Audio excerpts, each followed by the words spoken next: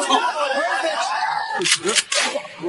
哎呦，正蹬，上面手打倒，再次倒地。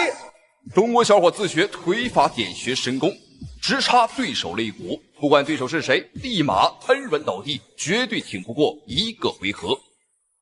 好，各位观众朋友们，那镜头当中正在出场的这一名选手，哇吼，手持双截棍，没有错，这个小伙子就是来自于我们中国河北邯郸霍元甲的传人霍小龙。当年他的祖先霍元甲打败了整个天津南巡敌手啊，被称为荆门第一人。而观众朋友们，霍小龙的志向是更为远大啊，因为他的梦想就是打遍世界无敌手。哇，的确是非常厉害啊！同样来自河北邯郸，和张伟丽是老乡。河北邯郸这个地方真的是很厉害啊，出现了非常多的这个武林高手和拳击擂台的高手。好，没有错，比赛第5回合已经开始，让我们一起来看一下霍小龙征战国际擂台的第一个对手。好，仔细来看一下，蓝方选手穿着黑色短袖，这个家伙是个秃瓢，他才27岁啊，就已经秃瓢了啊，来自于意大利的尼古拉马米尼。好，那红方选手白色拳套黑色裤衩啊，中方选手霍小龙。霍小龙不仅是霍元甲的传人，而且这个小伙子还自创了这个点穴神功。那我正常点穴是用手点啊，是用手指，而他观众朋友们是用脚。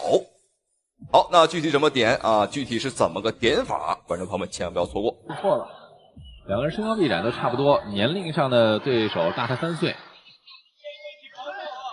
斜腿，但是我还是想说，面相上可不止大3岁。哈哈，这个胡子还是有加成啊。漂亮，一个低扫。两个人都是属于这个移动步伐比较快的选手啊。没错。这场比赛，霍小龙之所以要打这个尼古拉啊，是因为对方呢瞧不起我们中国武术啊。他表示中国武术呢是花拳绣腿，是娘们拳法，只有女人才会练。有一个好的变化，就是觉得自己内心更强大了。对。那这次霍小龙呢，也是来了很多的亲友团，因为霍小龙是来自我们中国河北的嘛，对，是主场作战，然后又一个飞膝。主场作战，所以来了很多的亲友团。对，霍小龙也是想在自己的亲友面前拿下一场痛快利索的胜利。那真是啊，那毕竟是在自己家门口，并且其实还得有一个前情，就是之前在这个新冠大佬之前，这个荣耀勇士出征了埃及那场比赛，霍小龙没有正经打，对，没打，就是憋了一肚子火，你知道？来看看这剩下这个是不是都能输出在这个马米尼的身上啊？没错。好，比赛还有最后1分钟的时间。这场比赛由于霍小龙呢是主场作战啊，所以说他的心态啊，包括我们看他的状态很好啊，步步紧逼，压迫式的进攻让这个尼古拉很难受。据说张伟丽也在台下啊为霍小龙来助阵来了。哦，漂亮，后手的摆拳，这一拳差点把对方打出一个大跟头。好的，步步紧逼。比赛第5回合还有最后的30秒了，而且我们看霍小龙对于距离上的把控也很好。哎呦，什么情况？对方腿很软啊，霍小龙只是轻轻的碰了一下啊，这个家伙就立马倒了。霍小龙在步伐移动和距离控制上确实下足了功夫。哎呦，观众朋友们，刚刚是一个点穴腿法，没有错，护齿都凸出来了，不行了，看情况应该是不行了。这场比赛，霍小龙也是在比赛最后的10秒钟，一个点穴腿法直插肋骨。好，来看精彩回放，因为刚刚的确是没有看清啊，应该是一个腿法啊。好，可以看到直插肋骨。这一招如果在日本的话叫3日月错啊，在我们中国的传统武术里呢，就是点穴神腿。好，各位观众朋友们，那霍小龙的第2场比赛呢，绝对是要比眼前的这个美女还要精彩，还要好看。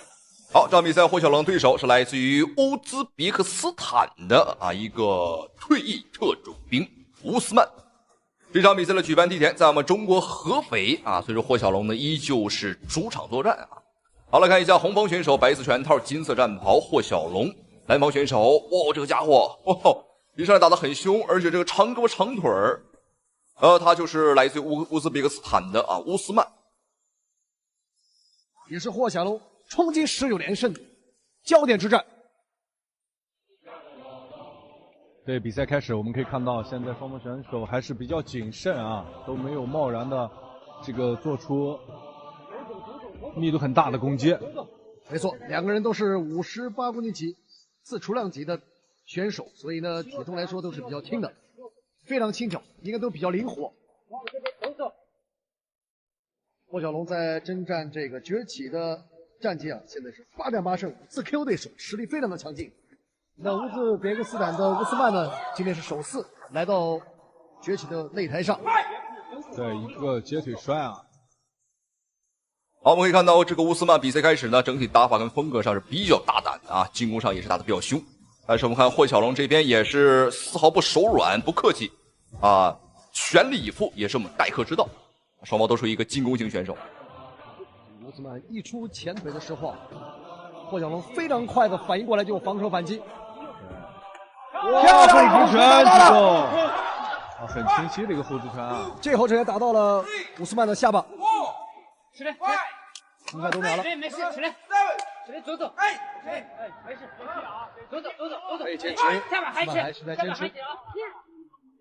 截腿。啊，其实我们的荣耀的规则啊，规则是不允许截腿啊，不允许截腿。小龙是否能在第一回合去 KO 乌斯曼？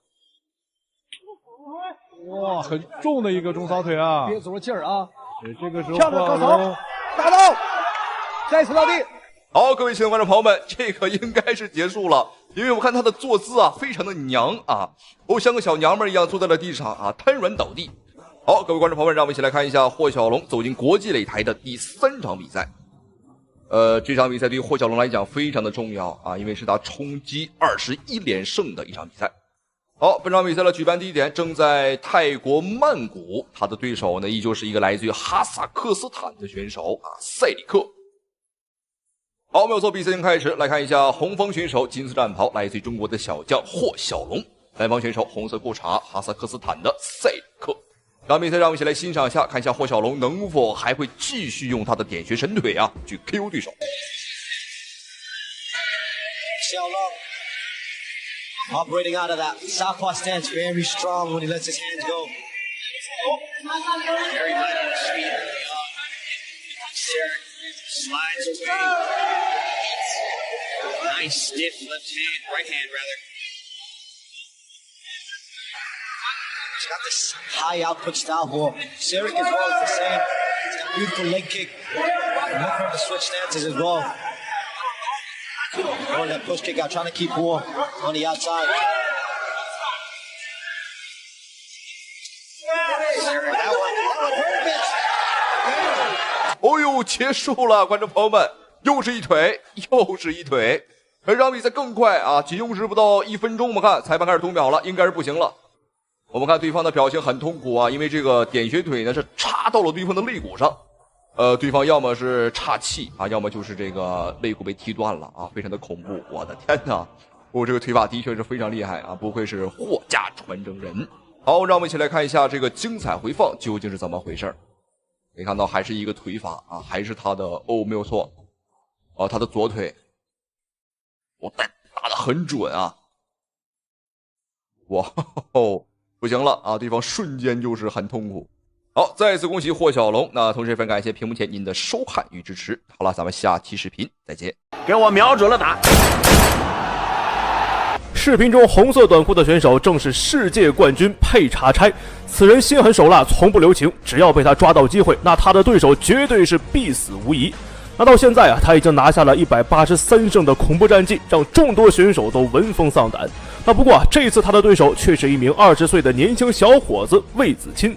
本来众人都觉得这场比赛没有任何悬念，但是比赛开始之后，魏子钦的表现真的是让所有中国观众都眼前一亮。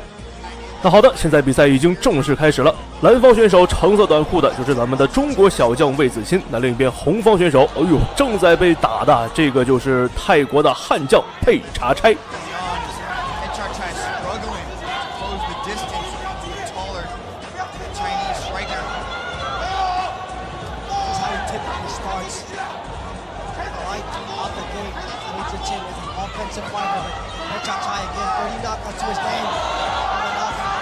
Early knockout just weeks ago. He took a big left hand from Wei.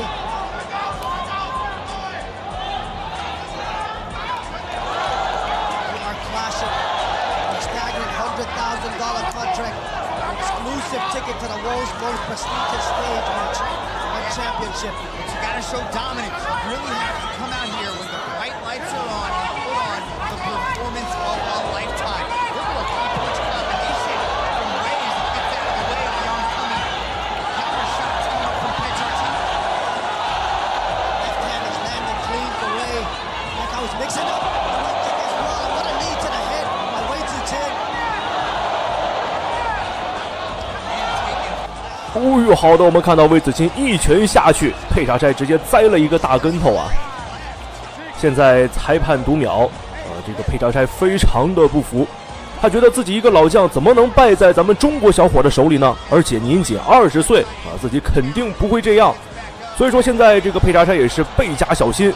不过奈何魏子钦的进攻实在是太猛了，根本没打算给这个泰国选手机会。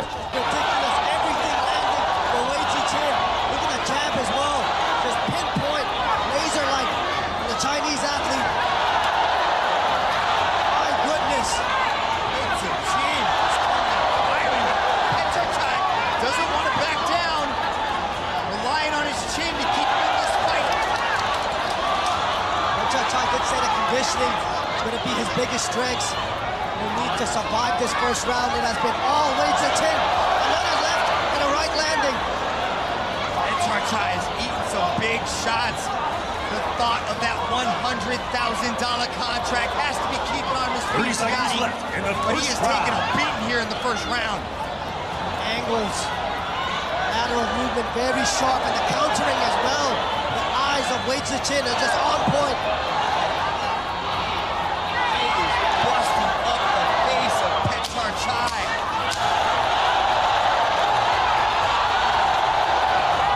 Trying to work his way back in. The crowd is on his side. His Wei Ziqin. 那好，现在第一回合比赛结束，双方的大战非常的激烈啊，所以说现在我们直接来到第二回合。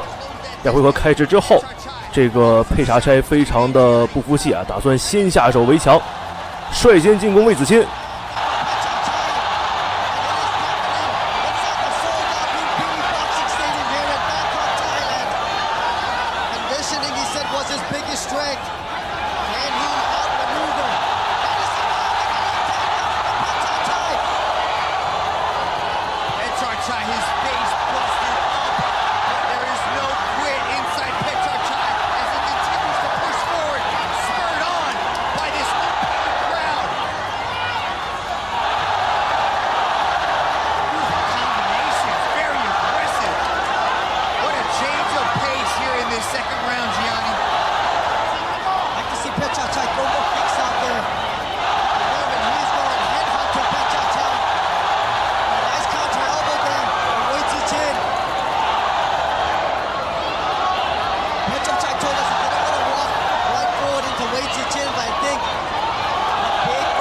Wei Ziqin has weighed heavily on Petrarchy. He's looking to bite back some ground, earn some respect from the Chinese athletes. Now pushing Wei Ziqin back. 那现在在魏子钦的连续进攻之下，佩查柴的这个脸啊，马上就要被打到破相了。不过尽管如此，受了这么重的伤还是没退。那这个泰国选手不愧是身经百战的百胜泰拳王啊，这个意志力是真的强。那现在第二回合的比赛时间还剩下1分17秒，那现在时间已经所剩不多了，看一下魏子钦能不能在第二回合解决掉佩查柴。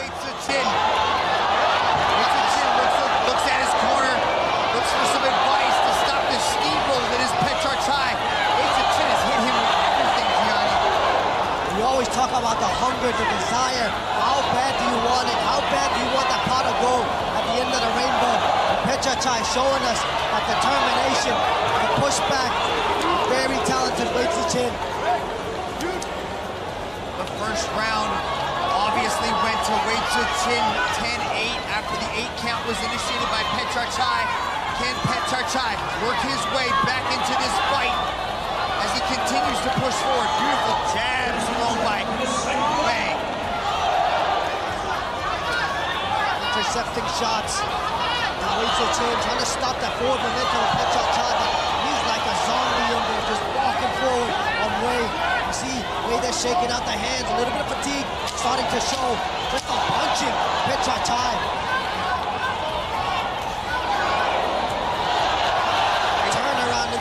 around like you talked about, Mitch.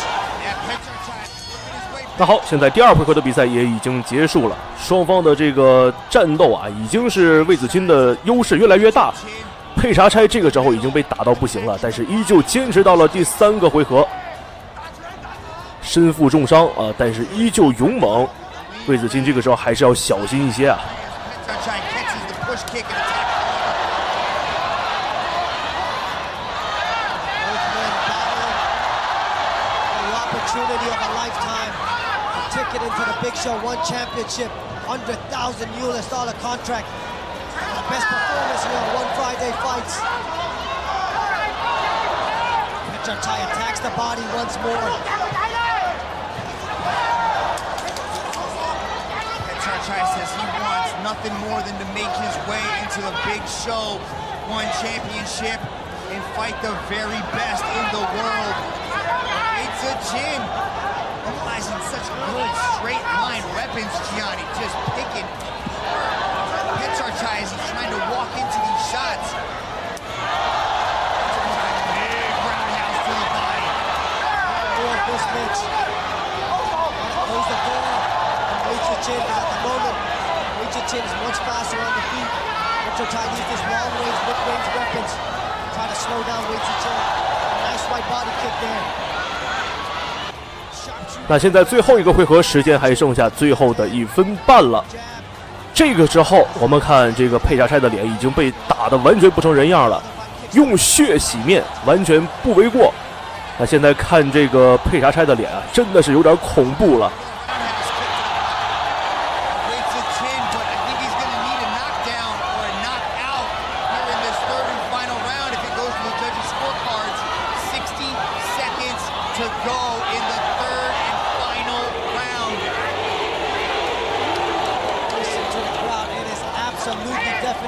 This card has been sold out for weeks now, and you can just feel the buzz. Trying to cheer on the Thai hero here, Petrarchai. Wei Chin again with the angles. Sharp shot, straight shot from the outside. Uppercuts as well, but able to put away Petrarchai.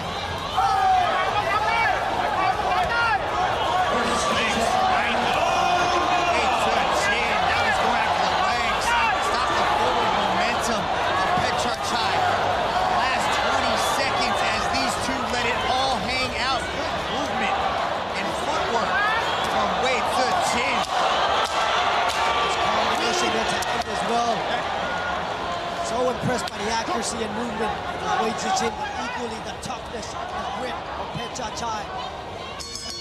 那好，现在比赛终于结束了。那最后也是咱们的魏子钦赢得了比赛的胜利。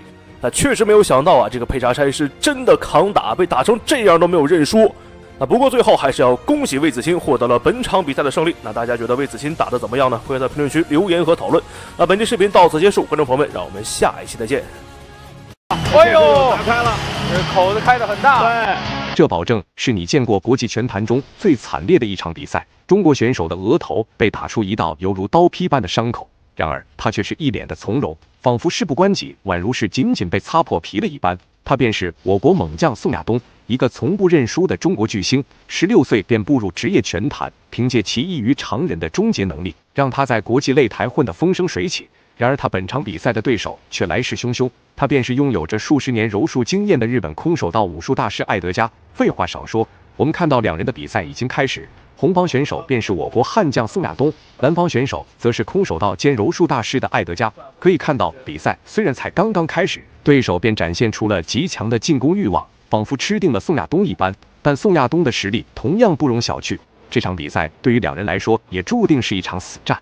哎，这个艾德加连续用了2个低位侧踹啊，上头滑了一个侧踹，这个侧踹呢已经完全是中国散打的侧踹了。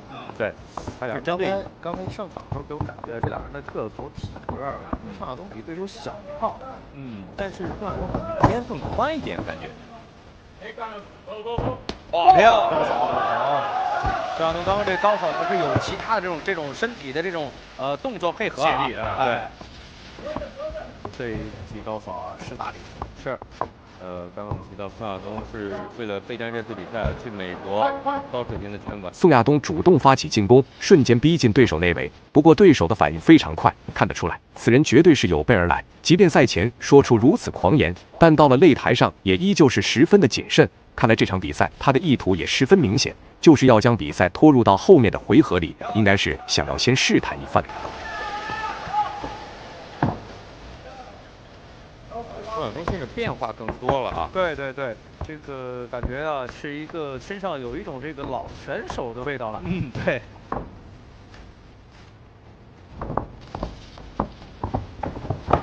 好像一个上飞机。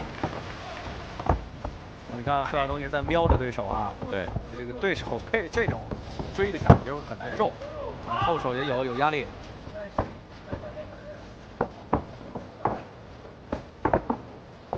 拉脱维亚的斯克里维斯是的。啊，所以对宋亚东这个后手，对手主动上前，不过宋亚东的处理做得十分完美，借力打力，成功将对手击倒一次。看得出来，两人的实力还是存在着不小的差距的。不过对手毕竟是一名主修地面的选手，若是贸然进入到地面对决，对于宋亚东可能还是不利的，还是要小心一些。这个因为对手的指示，所以宋亚东啊，刚才那个高速效果很好。其实后边还可以在合适的时机出其不意的反攻。对对对，因为这一个左加一右加，直接门户开。对，特别你这个后拳后腿。哎，果然你看，这个大家也提前是说中了。对。今天宋亚东整个的看身体呈现的状态，脚下的移动感觉啊很不错啊，竞技状态很好。我们看宋亚东现在这个整个进攻的报价这个状态啊，不管是追击还是怎么样，非常的紧。对，对方这个抱腿也不错啊，对，抱腿然后搂膝盖，然后想过腿，但是宋亚东还是分开的，对，蹬到胯。两人的局势异常焦灼，宋亚东临危不乱，并未因此陷入危急时刻。对手不断尝试对宋亚东进行压制，看来是不会轻易放过这个机会了。不过比赛进行到这个阶段，宋亚东也大致摸清了对手的总体实力，想要挣脱的话，应该并不难。看双方在从上肢到下肢一直在不停的变化啊！宋亚东很快啊，刚刚是你看，蹬胯，刚刚是做了几个位置啊，身体是一个侧移的时候，这时候已经变到正面蹬胯了，对，很快，对，然后还是连续往上扑，对，两个人这个变化很快啊！哎呦，这是一个主动的，做一个封闭式防守。这个对手想做一个三角脚。这个位置跟他绞死。对对对，这个没有一个手臂一条腿。比赛第一回合还剩下1分钟的时间，宋亚东也是成功拿回了优势位置，并且同样是不断寻找着压制对手的机会。但我觉得还是要尽快回到站立对决，因为地面毕竟是对手的主场，若是始终处于地面对决，还是容易进入对手的节奏的。对，包括地面的转移的几个小动作，有真有假，非常好。对，包括站立的一些动作。对对对，周老师刚刚提到，这应该出其不意的出后腿的高扫啊，他立即就来了一个。对，其实有的时候我们做解说啊，确实有的时候感觉跟选手这种聪明选手是心灵相惜的啊。对。因为我们的选手，因为我们在解说的时候，其实无所谓置身事外，旁观者清。对，是，看得比较清楚。但有时候选手在台上打棋吧，真是想不了那么多。对。但是聪明的选手，善于发挥自己优势的选手，会及时的变化自己。刚刚这个宋亚东这几个地面的肘击的打击啊也很好啊，有对身体的打击，有转上。比赛进入第2回合，经过首回合的对拼，两人对彼此的打法风格也已经是有所了解。说实话，宋亚东若是想要拿下比赛胜利，应该并不难，就怕对手在地面对决中突然发力，那对于宋亚东来说绝对是不妙的。废话少说，看一下双方选手的精彩表现。就是在这个地方单性的一个小问题，如果体位够的话，可以把它自然发挥出来。对，相反呢，可能就会巨大的限制。因为开局呢，他一直是在约着这个蒙特没敢往里走。我觉得担心可能会这是一个小小的隐患。就看第3局的后半段。对，现在整体还没有说特别明显。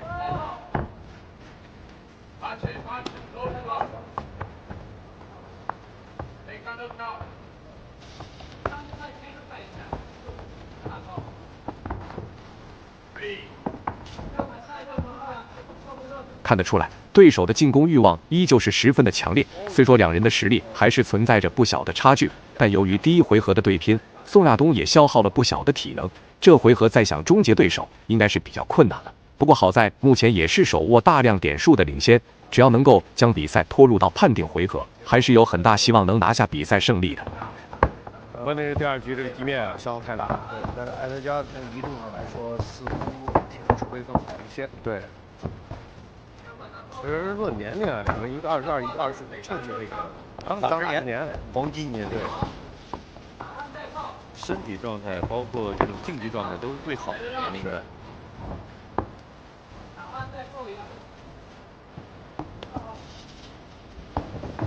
我感觉第3局上了两个人都更谨慎了一些。是。你看现在谁也不敢抱，哎，转身后踢。对。宋亚东重新拿回主导位置，尝试对对手发起进攻。不过对手的意图十分明显，就是避免在战力中与宋亚东对拼，不断寻找着将比赛拖入到地面对决的机会。宋亚东还是要小心一些，绝不能陷入到对方的节奏当中。看，果然又是一个后手，又来了。宋亚东要小心啊，尤其是在这个出现问题的时候啊，一切的判断啊都会出现问题。对，确实是现在时间也过半了，宋亚东的变化确实不像前2局那么频繁了。大家现在开始挑逗，哎，玩一些心理战术了，激怒你。埃德加做了一个隐蔽的肘。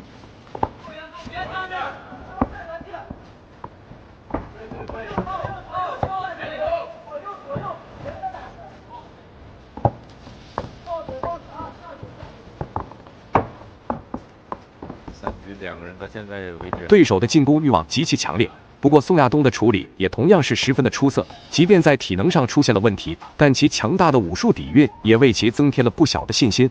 对手若是无法将其终结的话，那结果将不会再产生悬念了。宋亚东拿下比赛胜利，应该是不会有意外了。还有拦门脚哈。这个技术确实是比前全面很多，对。但是我觉得在整个的战术打到3回合的时候啊，该怎么打，就稍微有些麻木了。这些就是说活儿很多，对，但是不是说把它用的特别好。是。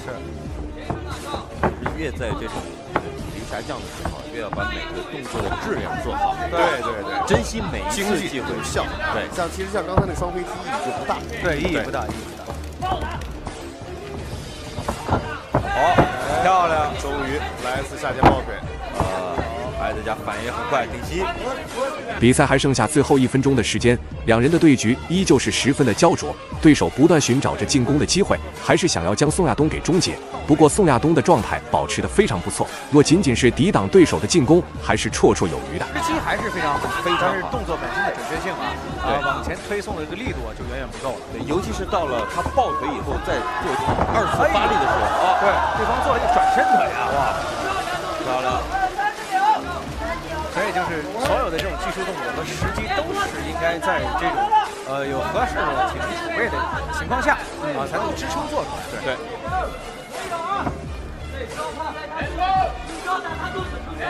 肘。今天我们看的这个水水选手都特别喜欢用这个下的一组肘击啊。对。好，又拿在一个后背。10秒。这个时间可能不太够了，又到龙边了啊。是。基本上是没时间。对。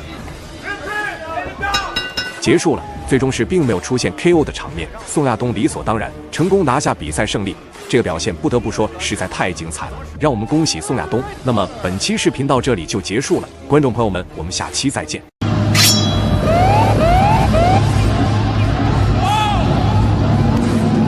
这小子还挺狂，明天我让你在笼子看看你到底有他妈有多狂。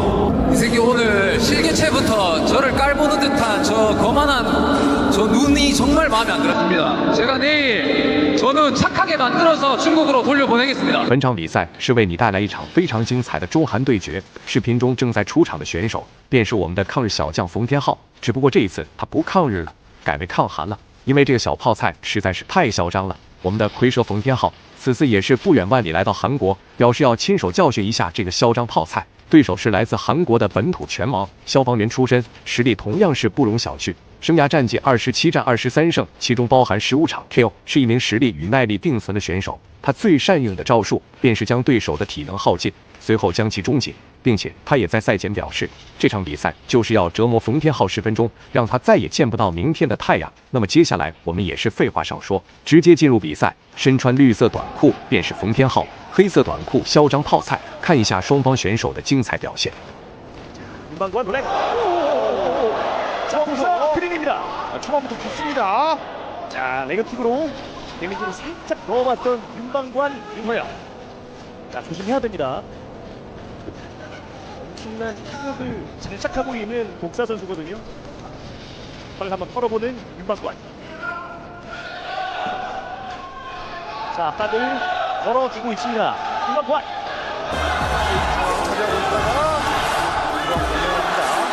경기장에 윤방관의 이름이 울려 퍼지고 있습니다. 신전보호를 좀 물려줬으면 좋겠는데요. 사이드 쪽에 몰려있는데요. 세 방으로 일단 거리를 만들어내고 있는 복사입니다. 컴피엔하우. 윤방관 선수의 경기 스타일을 보면 참 부지런하다는 느낌이 좀 많이 들더라고요. 两人的对局依旧焦灼无比，冯天浩始终寻找着破局的机会，奈何对手十分谨慎，完全没给到一丝进攻的机会。看得出来，他就是要将比赛拖入到后面的回合，完全没有 KO 取胜的想法。 네. 빠르게 잡아주는 윤방관. 앞서 윤방관의 앞면을 건드려주는 복사입니다. 자, 몰아갑니다.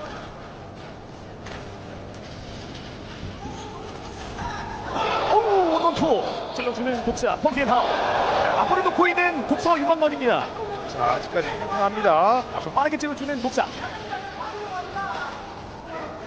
약간 열세를 예상했던 모습과는 달리 윤방관 선수가 지금까지 너무 좋은 모습 보여주고 있습니다. 그런데요. 침착하게 후반 경기 흐름을 만들어가기 시작하는 윤방관입니다. 还是想与对手正面对拼，怎料这家伙打得实在太谨慎。冯天浩上前他就后退，冯天浩后退他有上前，摆明了是要打持续战。但尽管如此，冯天浩依旧毫不退缩，只要抓住机会，还是会不留余力的重拳出击。毕竟两人的总体实力还是存在着不小的差距的。 자, 주먹을 꺼내밀기 시작하는 윤방관 윤호영입니다. 다시 한번 몰아갑니다. 자, 뒷손 스위트 번어주는 윤방관. 스텝을 계속해서 활용해주고 있습니다. 윤방관.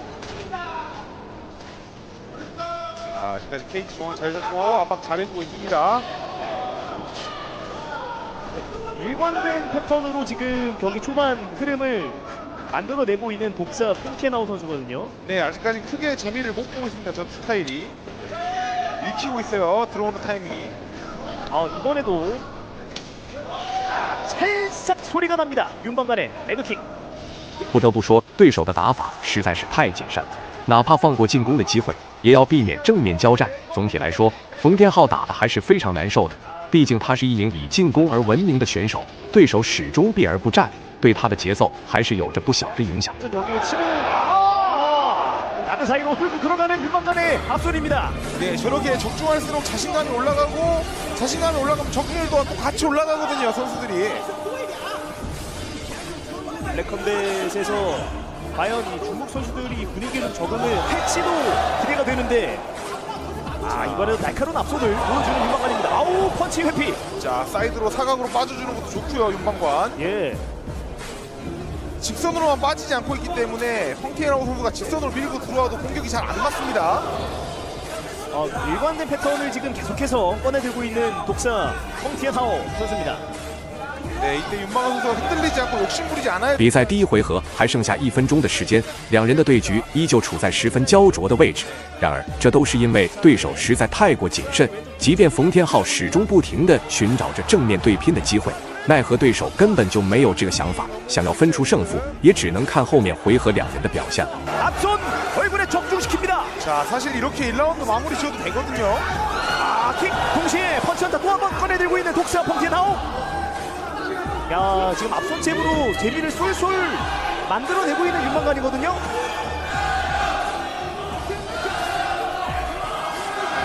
왼발 한번 먼저 맞던 윤방관. 자, 독사의 이빨이 들어가지 않고 있어요, 지금까지. 네.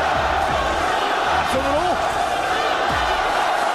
독사를 한번 괴롭혀주고 있는 윤방관입니다. 자, 1라운드 이제 남은 시간 10초. 앞손 좋습니다. 윤방관. 방금 위험했어요. 그렇죠. 네네네네. 욕심내면 안 됩니다. 한 방 있습니다. 자, 앞손과 레그.比赛进入第2回合，经过首回合的对拼，两人目前的局势也是并没有实质性的进展。不过冯天浩对于对手的打法风格已是有所了解，这回合我相信他一定能够占据主动，找寻到破局的机会。废话少说，看一下双方选手的精彩表现。 이번엔 적중을 시키는데요. 자, 그렇죠. 저기 있습니다. 윤방관 선수는 맞을 때 몸이 들려 있어요. 앞손 교체합니다. 자, 3라운드 때 무조건 승부수를 띄울 수밖에 없는 독사입니다. 분명히 들어올 수밖에 없는 독사거든요.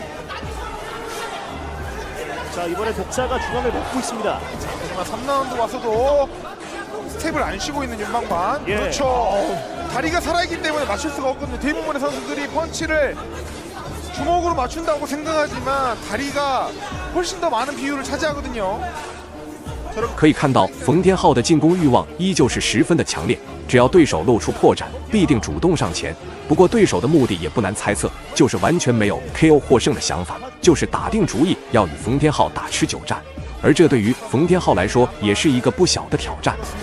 네. 1라운드와 2라운드는 완벽하게 독사를 장식시켰던 윤방관인데요.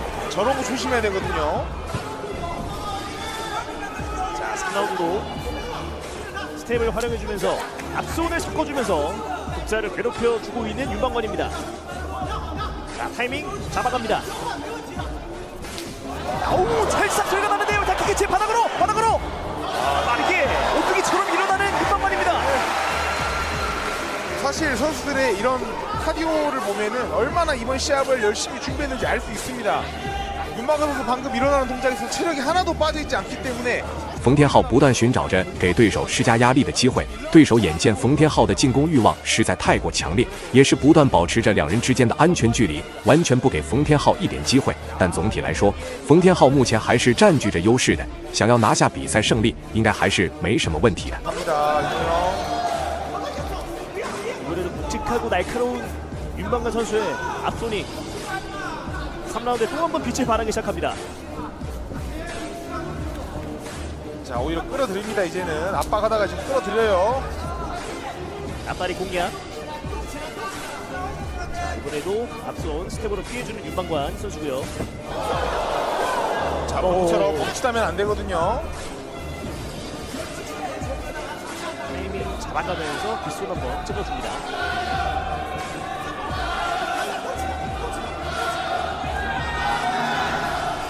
冯天浩再次主动上前，但对手的意图实在太明显，完全没有正面对拼的打算，就是要将比赛拖入到最后关头。不得不说，这家伙实在太怂了。冯天浩也是被对手的打法给磨得有些不耐烦了，但即便如此，裁判也依旧没有上前提醒两人的打算。 출발 흐름을 만들어내고 있는 윤방관입니다. 자, 끝까지 조심해야 됩니다. 독사 얼굴 많이 망가졌습니다.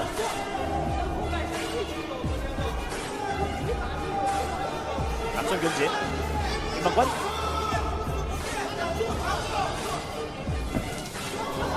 강하게 한번 부딪힙니다.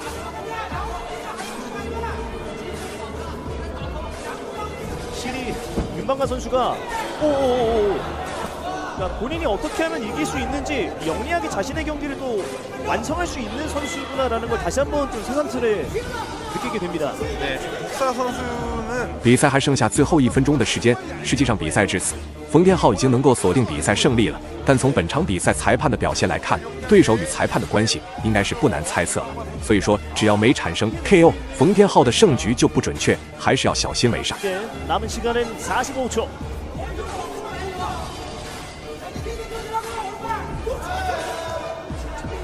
스텝이 경기합니다. 아직도 윤방관 선수의 스텝을 보면 1라운드 같습니다. 네, 정말 준비 많이 했네요. 완충되어 있는 그런 느낌인데요. 지금도 움직임이 신중한 게 그 어떤 변수도 허용하지 않겠다는 움직임이 보이거든요. 네. 깨내면서 본인이 할 거 또 하나씩 만들어가는 윤광관입니다. 얼마 남지 않은 두 선수의 3라운드인데요. 10초 안쪽으로 흘러갑니다. 자, 플라이링킥 기습적으로 꺼내 들어봤던 독스아 펑티엔하우. 프로킥 많이 편해졌어요. 아우, 하이킥结束了，最终是并没有出现 KO 的场面，但冯天浩的表现，观众朋友们都看在眼里。虽说最后是遗憾输掉了比赛，不过因为什么输的，我们也是一清二楚。若是对手敢来到中国挑战，我保证冯天浩绝对让其吃不了兜着走。那么本期视频到这里就结束了，观众朋友们，我们下期再见。这是什么情况？视频中的老外竟如此嚣张，不仅在比赛途中公然挑衅中国选手，还大放厥词称只要他想，甚至不需要一个回合便能结束这场战斗。不料中国小伙丝毫不惧，当场霸气还击。但其实，在比赛开始前的媒体发布会上，两人便火药味十足，对手嚣张挑衅，中国小伙自然也是不甘示弱，两个人都立下誓言，称都要在一回合里 KO 掉对方。废话少说，我们看到两人的比赛已经开始了。红方选手便是我们的中国小将冯天浩，蓝方选手则是来自巴西的拳王贝里萨利奥。可以看到，两个人的进攻欲望都是十分强烈。那么这场比赛，我相信也是一定不会令我们所失望的。废话少说，看一下双方选手的精彩表现。那之前的比赛呢，战绩不错，但是最近的这两场比赛其实不是太好啊。对，这也是所以说看看这场比赛两个人要具体怎么去打了。我看今天这场冯天浩能不能为今年的不顺利扭转一下？对，贝利萨里奥是拿了一个反架，但是。在巴西一直在习练巴西泰拳，对手始终占据主导位置，但却不主动发起进攻。看得出来，即便这家伙赛前是那般嚣张，但是上了擂台后也是依旧不敢轻举妄动。因为冯天浩的实力可不是一般人能比。虽说对手赛前是超重了2公斤，但冯天浩依旧不惧。这场比赛不将对手终结誓不罢休。到韩国那场比赛当中，我个人是觉得那场比赛对他的这场比赛是有争议。有实话实说，对，输给韩国的选手。对，因为那场比赛是我姐救的嘛，然后所以，我觉得确实有争议啊。这场作战我觉得也很正。冯天浩心里也是憋着一股火啊。今天我在赛前的时候见到他的时候，我说备赛怎么样？轻描淡写的说了一句还不错，放心。这俩字，我们就放心了。对，很掷地有声了。对，看看今天一上来，我觉得还是更多的以试探为主啊。因为我们知道，就是运动员打比赛老输的情况下，对一定程度上对心理中会有影响。对，可以看到两人第一回合的对局还是十分的焦灼，对手因为超重的原因，所以在赛前便被扣掉了1分。而他的这种打法也是自然不用多说，明明是落后的情况，还打得如此稳妥。那这场比赛也是想要通过 KO 获胜，冯天浩还是要小心一些。然后今天后手打不错，来几个后手的中线。都是击中。对，这场比赛冯天浩一上来打的还是蛮稳的啊。对，其实对于很多运动员来讲，就是比赛的节奏流快变慢是一个很好的一个过程。高手，慢慢去掌控比赛，下压击鼓，继续来绕，再找机会，漂亮！是一个前手的直拳挂中线。漂亮！前手的中线啊，点的不错。对手低扫试探，冯天浩霸气回击。不得不说，对手确实是有些太怂了。虽然是占据着体型上的优势，但却在打法上如此谨慎，就连冯天浩的进攻欲望都要压他一头。那么两人的总体实力，我想也是不用多说了。冯天浩不说强势终结对手，也能够通过点数判定拿下胜利。在这个拳法上确实是精进了不少，不管自己出拳的线路和弱点。而且尤其是出拳的逻辑，因为之前的比赛也是从我们YFC 武林龙中队慢慢打起来的嘛，就是感觉他的拳出的很乱，没有章法。对，但是现在已经打得很有反应力了。对，这点包摔。看看进入到地面，对手拳头但是在地了，对，拖出来了。在这个位置，我们看看冯天浩要去主动的去压对手。这里萨里奥也是马上把冯天浩给关进来啊，进入到封闭防守。比赛第一回合还剩下最后1分钟的时间，冯天浩稳稳占据着上位优势，不断寻找机会对其施加压力。但是不得不承认，这家伙确实是很稳。即便如此，也依旧没有慌张，仿佛一切尽在掌握之中。冯天浩还是要小心一些，绝不能大意。动作，上位的时候要几个击打，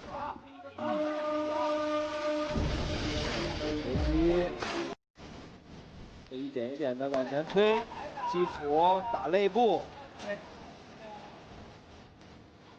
这个杠的这个萨利奥也关的比较紧了。对。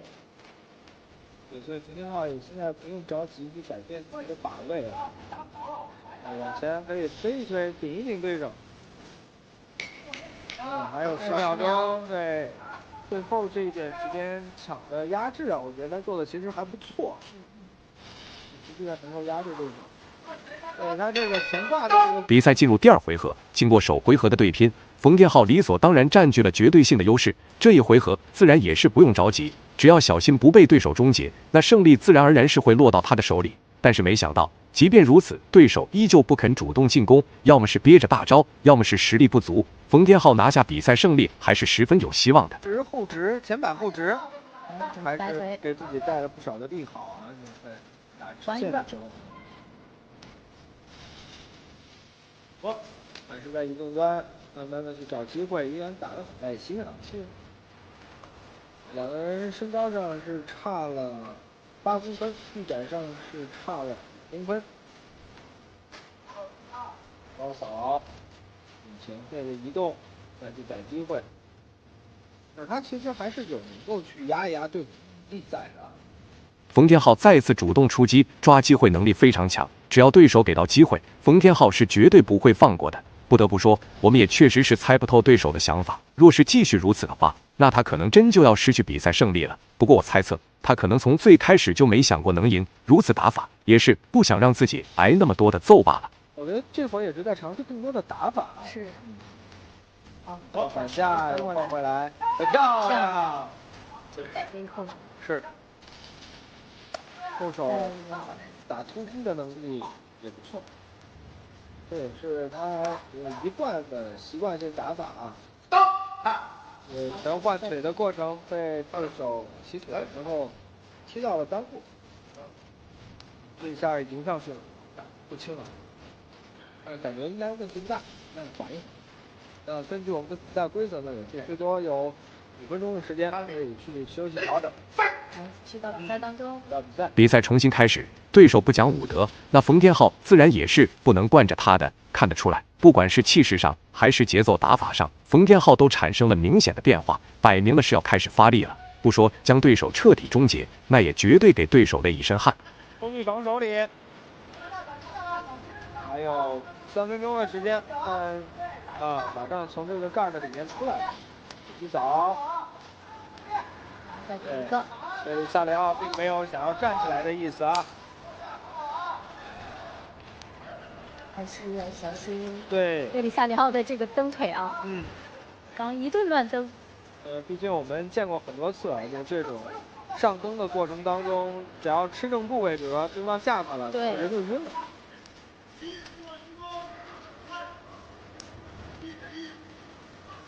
冯天浩这个位置，我记得他以往的比赛遇到这种情况都是一后退就把对手给让起来，让裁判去把对手叫起来。现在并没有啊。放对手起来。两人重新回到战力对决，冯天浩的进攻欲望依旧强烈无比，但比赛进行到这个阶段，对手的打法依旧没有什么变化。若是继续如此，那他就只能通过终结的方式拿下胜利了。因为两人目前在点数上已经产生了巨大差距，只要冯天浩不想，那对手就断然拿不到比赛胜利。下点抱摔略慢，对手的下点抱摔应对的过程当中也是很快。冯天浩还是要冷静哦，对，被对手激怒。对，自己别上头啊。对，第二连压后手就开始又是下点抱摔，对，把对手拧转过来之后，让对手进入到封闭防守。对，我觉得今天其实冯天浩在后面压制上做的还算不错，是，就是思路比较清晰，这是我觉得他可能跟以往不大一样的地方。特别是比如说拿到其中位之后啊，就是没有那么着急的去把比赛给结束掉，而是去尝试更多种的可能。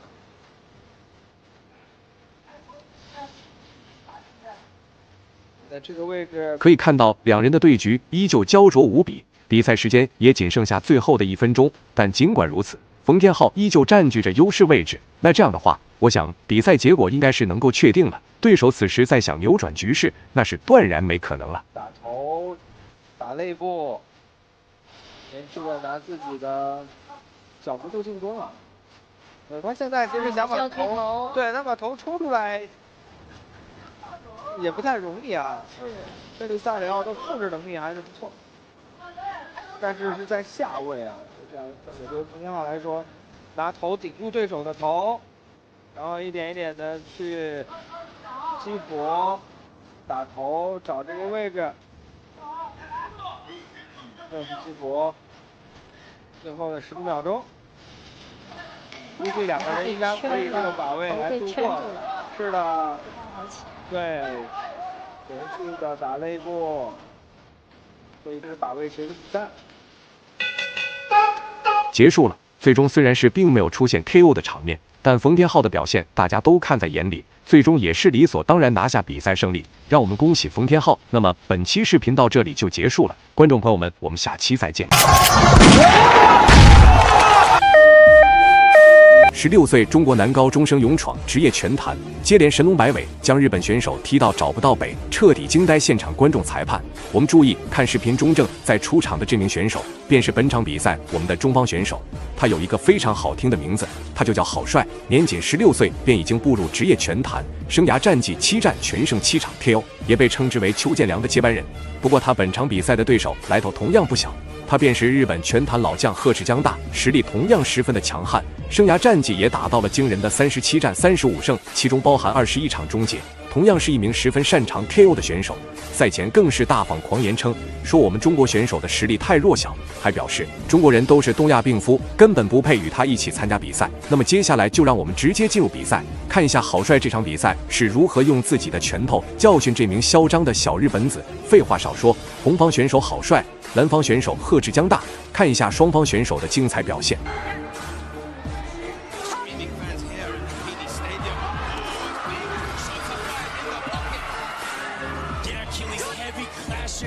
Right off the bat, neither of these guys are waiting to pull the trigger. Masahiro landed a good counter left body kick during those exchanges, but now he's coming in heavy with the hooks. And then the other the punches again. Big shots. Forcing that clinch from the backstop. Lawrence needs to scrap towards the ropes. Being in the clinch here is a good position for Masahiro. He's got those knees. He's controlling the neck well. If he creates a little space, he can elbow and punch. 可以看到两人的对拼依旧是十分的激烈，郝帅稳稳将对手压制，完全没打算给其一丝喘息的机会。但对手的反抗同样激烈，没想到两人第一回合的对拼就已经充满了火药味，不敢想象这两人打到最后将会是什么场面。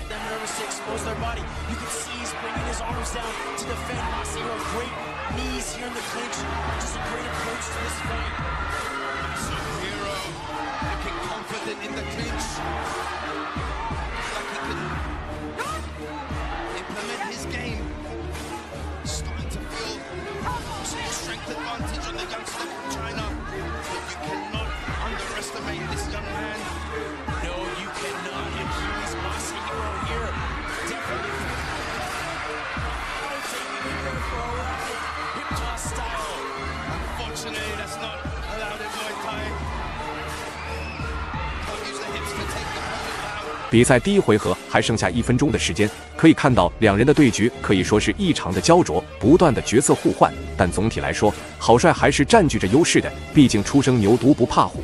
就算对手是一名拳坛老将，但郝帅却是没有丝毫手软。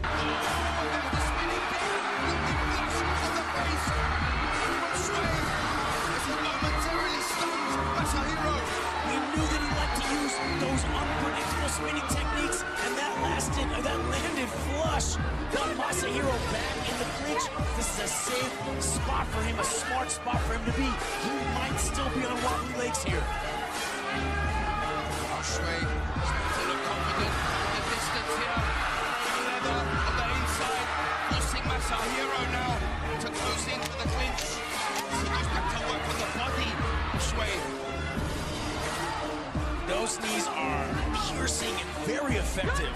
Hao here showing some toughness by those. 比赛进入第二回合，经过首回合的交手，郝帅目前也是暂时处于领先为止，但对手的实力与韧性同样很强，想要拿下比赛胜利，还是要再加把劲，最好是打出碾压性的优势，不然很有可能就会被对手追上来。废话少说，看一下双方选手的精彩表现。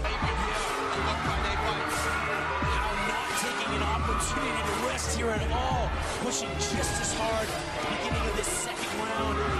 His uppercuts and his hooks are very effective. Masahiro knows that he can control in this clinching position here, but he needs to hold on to it tight because as soon as they separate, Hao is just a tornado with his fists. Fighters have overcome adversity so far in this matchup. Masahiro lost everything in the earthquake. 一招神龙摆尾精准命中，但对手的抗击打能力实在太强了。郝帅虽说占据优势位置没有问题，但想要终结对手还是比较困难。不过对手若是同样想要打出终结，也并不容易，因为郝帅的实力同样不弱，包括其身体素质同样是与对手不相上下。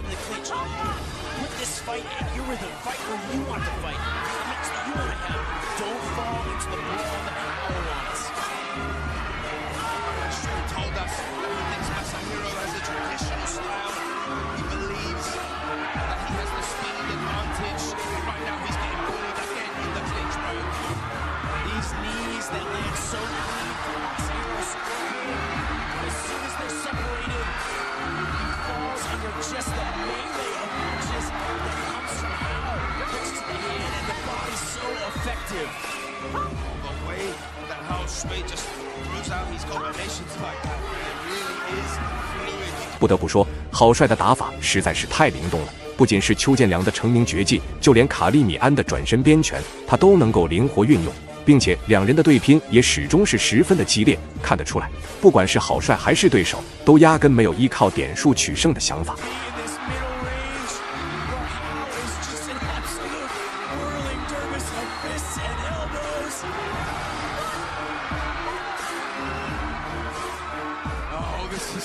This is absolute madness for a first fight. He's just again with the spinning backing from Hao Shui.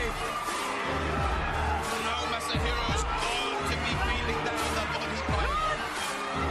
Masahiro is in this clinching position partially because he wants to, but partially because he has to be. Hao is so effective at the middle range. The kick landing again. Great with those spinning techniques and then back to the uppercut. 比赛进入到第三回合，郝帅依旧占据上风，而两人的对局也依旧焦灼，完全没有任何废话，只要见面就是开打，并且两人是都没有出现体能不足的情况，不愧是初生牛犊不怕虎，这个表现实在太精彩了。废话少说，看一下双方选手的精彩表现。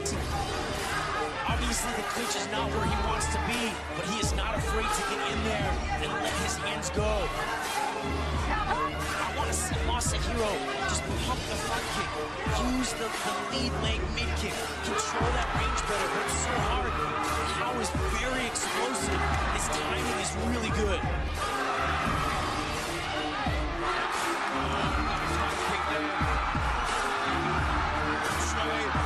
But immediately Masahiro returns fire. Every time that Hao 还是神龙摆尾，不过对手的反应非常快，这一下若是能够命中，那基本就能够锁定胜局了。但尽管如此，郝帅也依旧占据着主导位置，不断尝试进入对手内围，给其施加进攻压力。看得出来，对手此时也是十分的着急。若是他再想不出破局的办法，那结果就不会再发生改变了。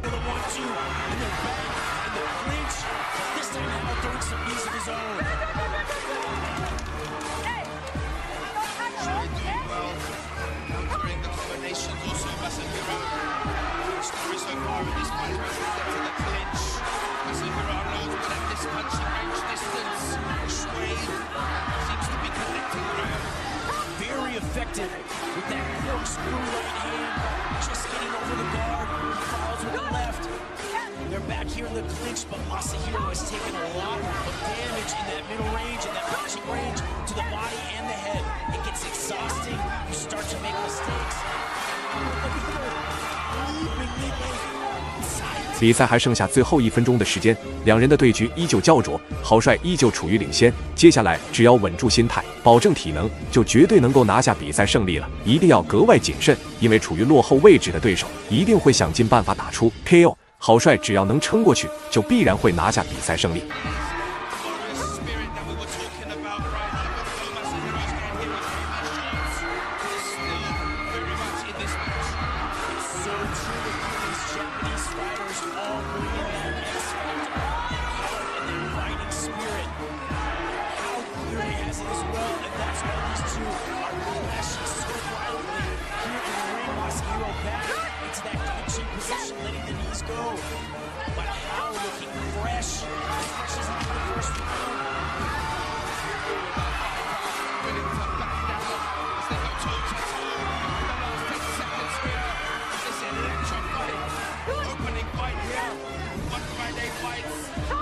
结束了，最终是并没有出现 KO 的场面，郝帅理所当然成功拿下比赛胜利。这个表现不得不说实在是太精彩了，让我们恭喜郝帅。本期视频到这里就结束了，观众朋友们，我们下期再见。